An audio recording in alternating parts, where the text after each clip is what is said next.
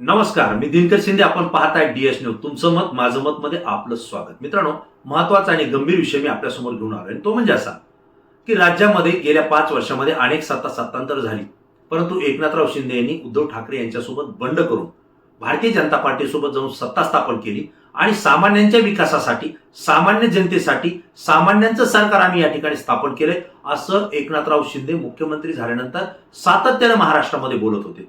त्यासोबत देवेंद्र फडणवीस उपमुख्यमंत्री आणि अजित पवार हेही उपमुख्यमंत्री, दोघांनी सुद्धा सातत्याने जनतेशी संवाद साधताना हे सामान्यांचं सरकार आहे असं सांगितलं होतं.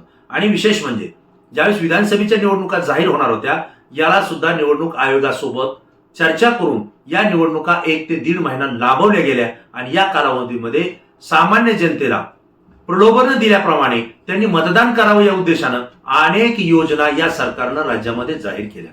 विशेष म्हणजे लाडकी बहीण योजना असेल, या लाडक्या बहीण योजनेवर अनेक आरोप प्रत्यारोप झाले. यावेळेस लाडक्या भावाचं आणि लाडक्या मेहुण्यांचं काय करायचं असा सुद्धा प्रश्न उपस्थित केला गेला. त्यावेळेस एकनाथराव शिंदे यांनी हे पण सांगितलं की लाडक्या बहिणीसाठी आम्ही योजना केली आहे, लाडक्या भावांसाठी करतोय, लाडक्या भाच्यांसाठी करतोय, लाडक्या शेतकऱ्यांसाठी करतोय, लाडक्या बेरोजगारांसाठी करतोय, वगैरे वगैरे वगैरे. म्हणजे सामान्य घटक हाच आमचा लाडका आहे असंही सांगितलं होतं. आणि याचा परिणाम असा झाला की एकतर जनमत हे महायुतीचं या ठिकाणी काही अंशी वाढलंय, हे आपल्याला नाकारता येणार नाही. परंतु विधानसभेच्या निकालानंतर जो काही निकाल लागला तो ईव्हीएम मशीनचा परिणाम होता की या योजनांचा परिणाम होता, यावर अजून सुद्धा राज्यामध्ये एकमत झालेलं नाही. ज्यांनी मतदान केले ते मतदार सुद्धा अचंबित झालेले आहेत, आश्चर्यचकित झाले आहेत. परंतु असो, आज महायुती सत्तेमध्ये आलेली आहे आणि एकनाथराव शिंदे हे मुख्यमंत्री पदावरून उपमुख्यमंत्री पदावर आलेले, तर देवेंद्र फडणवीस हे उपमुख्यमंत्री पदावरून मुख्यमंत्री पदावर गेलेले आहेत, हे आपण पाहिले. पण ज्या दिवशी महायुतीचा शपथविधी सोहळा मुंबईमध्ये रंगला, खरं तर पाहिलं तर कोट्यवधी रुपयांचा खर्च या शपथविधीला झाला आणि देशाच्या पंतप्रधानांपासून देशातल्या 19 राज्याचे मुख्यमंत्री उपमुख्यमंत्री पर्यंत अनेक मातब्बर मंडळी या शपथविधी सोहळ्याला उपस्थित त्या ठिकाणी करण्यात आले, हे सुद्धा आपण पाहिले. एकनाथराव शिंदे असतील, देवेंद्र फडणवीस असतील, अजित पवार असतील, या तिघांचा शपथविधी झाला. या शपथविधी सोहळ्याला हजारोच्या संख्येनं त्या ठिकाणी माणसं आपापल्या मतदारसंघातून आमदारांनी गोळा केली, त्यांची व्यवस्था केली, गाड्या लावल्या, जेवणाची व्यवस्था करून सगळ्यांची संख्या सुद्धा त्या ठिकाणी उपस्थित केली.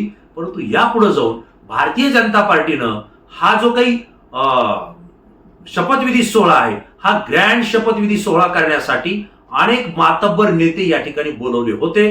त्यासोबत नेते आणि अभिनेते यासोबतच मोठमोठे उद्योगपती सुद्धा बोलवले होते. तसं जर पाहिलं तर व्हीआयपीचा जो कक्ष होता, यामध्ये 1,500 व्हीआयपी त्या ठिकाणी उपस्थित होते असं सुद्धा या ठिकाणी सांगितलं जात आहे.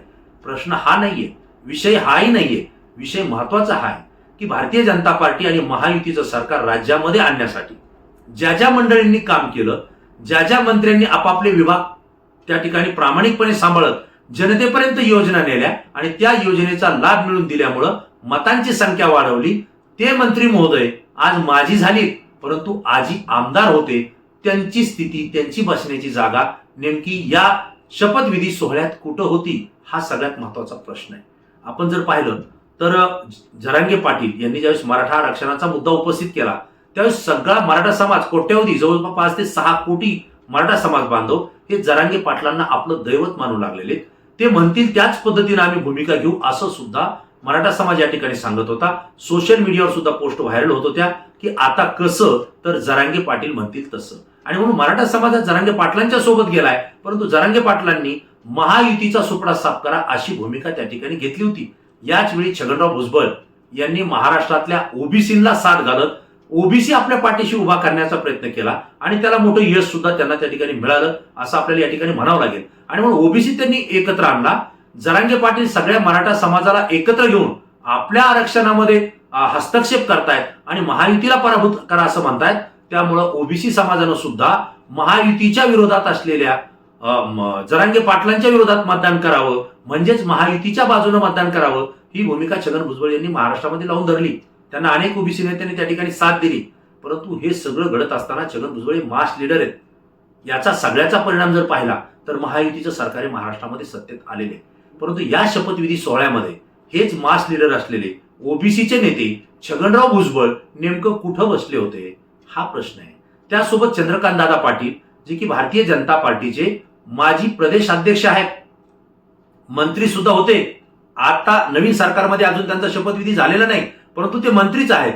तसं जर पाहिलं तर देशाचे गृहमंत्री असलेले अमित शहा यांची जी सासरवाडी आहे कोल्हापूर हीच कर्मभूमी चंद्रकांत पाटलांची आहे. आणि म्हणून चंद्रकांत पाटील यांच्या शब्दाला भारतीय जनता पार्टीमध्ये अनन्यसाधारण महत्व आहे. त्यांनी सुद्धा महत्वाची भूमिका भारतीय जनता पार्टीला सत्तेत आणण्यासाठी बजावलेली आहे. परंतु अशा स्थितीमध्ये त्यांची या शपथविधी सोहळ्यामध्ये जागा कुठे आहे, हा एक प्रश्न जर आपण पाहिला तर एक फोटो तुम्हाला बाजूला दिसतोय. या फोटोमध्ये तुम्ही पहा काय पाहायला मिळतंय तुम्हाला, की या फोटोमध्ये समोरच्या रांगेमध्ये चित्रपट अभिनेता शाहरुख खान बसलेला आहे. त्याच बाजूला उद्योगपती अंबानी आणि त्यांचा मुलगा हा सुद्धा छोटा अंबानी बाजूला बसलेला आपल्याला पाहायला मिळतोय. आणि त्याही बाजूला चित्रपट अभिनेत्री आपल्याला पाहायला मिळत आहेत पहिल्या रांगेमध्ये. यांचं महाराष्ट्र सरकार आणण्यामध्ये आणि सामान्य जनतेच्या हितासाठी या सरकारमध्ये काय भूमिका होती, हा प्रश्न माझ्या मनाला पडलेला आहे. का? कारण त्यांच्या पाठीमागं कोण दिसतंय या फोटोमध्ये, तर ते दिसत आहेत ओबीसी समाजाचे मास लीडर असलेले आणि राज्याच्या महत्वाच्या पदावर राहिलेले, एक वेळ उपमुख्यमंत्री आणि गृहमंत्री राहिलेले छगनराव भुजबळ हे आपल्याला या ठिकाणी बसलेले दिसत आहेत. त्यांच्याच बाजूला भारतीय जनता पार्टीचे माजी प्रदेशाध्यक्ष चंद्रकांत दादा पाटील हे सुद्धा बसलेले दिसत आहेत. मग हे जर सरकार लाडकी बहीण, लाडका भाऊ, लाडका भाचा, लाडके शेतकरी यांचं जर असेल किंवा सामान्यांचं असेल, तर ही सामान्य माणसं या शपथविधी सोहळ्यामध्ये नेमकी कुठं आहेत, हाही प्रश्न आहे. कारण नेते पुढे मागे बसलेत, अभिनेते पुढे बसलेत, उद्योगपती बसलेत. या उद्योगपती आणि अभिनेत्यांच्या पाठीमागं या मातब्बर म्हणून घेणाऱ्या नेत्यांना बसवले गेले.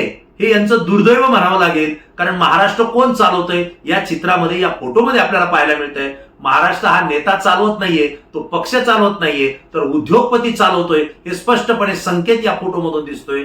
अभिनेते जे आहेत हे सुद्धा सरकारच्या बाजूने त्या ठिकाणी लोकांमध्ये जनमत बनविण्याचा प्रयत्न करतायत, सहकार्य करतायत. असंच या पहिल्या रांगेत बसलेल्या नेत्या आणि अभिनेत्या या दोन्ही बाबींमुळे आपल्या लक्षात येत आहे. अभिनेत्री सुद्धा पुढे आहेत, परंतु समाजानं लोकप्रतिनिधी म्हणून निवडून दिलेले जे काही नेते आहेत हे मात्र रांगेमध्ये दुसऱ्या क्रमांकाला बसलेत. आणि ज्यांनी मतदान केलंय सामान्य जनता, लाडके बहीण भाऊ, हे या फोटोत कुठेही दिसत नाहीयेत. या शपथविधी सोहळ्यामध्ये ही मंडळी सगळी मागे होती, हे सुद्धा मला आपल्याला सांगावं लागतंय. म्हणजे सरकार आल्यानंतर काय काय चित्र बदलतंय, काय काय आपल्याला पाहावं लागतंय, हे आपल्याला सगळं अवघ्या या 10 ते 12 दिवसामध्ये आपल्याला पाहायला मिळालेलं आहे. इकडं गृहमंत्री पदासाठी एवढा वाद लागलेला आहे. एकनाथराव शिंदे सत्तेमध्ये सहभागी होतील का नाही इथपर्यंत टोकाची भूमिका गेली आहे. आणि एकेकाळी राज्याचे गृहमंत्री असलेले छगनराव भुजबळ हे मात्र दुसऱ्या रांगेमध्ये उद्योगपतींच्या पाठीमागे बसवले गेलेत. यामध्ये सगळं काही आलं. हे सरकार येणाऱ्या 5 वर्षाच्या कालावधीमध्ये नेमकं कोणासाठी काम करणार आहे हे सुद्धा या फोटोमध्ये दिसतंय. कारण पहिल्यापासून आरोप होतोय की भारतीय जनता पार्टी ही शेटजी आणि भटजींचाच पक्ष आहे.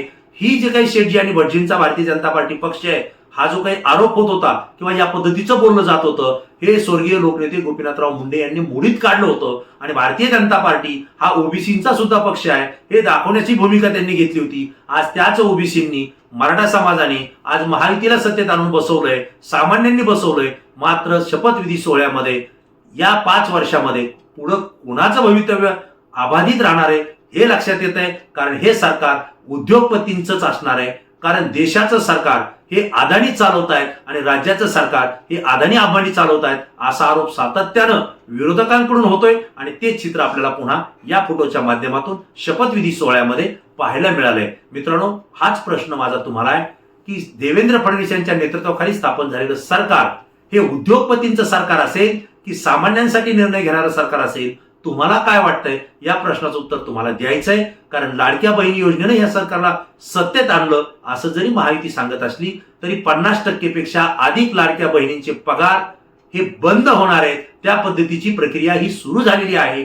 शेतकऱ्यांच्या शेतीमालाला भाव नाहीये. या व्यतिरिक्त एसटीची भाव वाढ होऊ पाहतीये. शेतीमालाचे जे काही महागाई वाढलेली आहे ती आणखी महागाई वाढत चाललेली आहे, हे सुद्धा आपल्याला या ठिकाणी पाहायला मिळत आहे. आणि म्हणून माझ्या प्रश्नाचं तुम्हाला उत्तर द्यायचंय. येणाऱ्या 5 वर्षामध्ये फडणवीस यांच्या नेतृत्वाखालचं सरकार हे सामान्य कष्टकरी शेतकऱ्यांच्या हिताचं असेल की उद्योगपतींच्या हिताचं असेल का चित्रपट सृष्टीच्या हिताचं असेल, तुम्हाला काय वाटतं? तात्काळ उत्तर द्या. या कमेंट्स बॉक्समध्ये तुमची प्रतिक्रिया आमच्यासाठी अत्यंत महत्त्वाची आहे, कारण तुमची प्रतिक्रिया अत्यंत अभ्यासू असते आणि ती संपूर्ण महाराष्ट्रातून असते. मित्रांनो, जाता जाता परत एक विनंती करेन, या चॅनलला जर आपण सबस्क्राईब केलं नसेल तर तात्काळ सबस्क्राईब करा. एकमेकांच्या आपण नेहमी संपर्कात राहू आणि या व्यतिरिक्त या चॅनलवरचे व्हिडिओ आणि माहिती जर तुम्हाला आवडली असेल तर आपल्या जास्तीत जास्त मित्रांना ती शेअर करा, व्हायरल करा आणि DS न्यूजला सुद्धा सहकार्य करा. पुन्हा नवीन विषय, नवीन मुद्दा घेऊन आपल्या समोर येईल. तोपर्यंत धन्यवाद.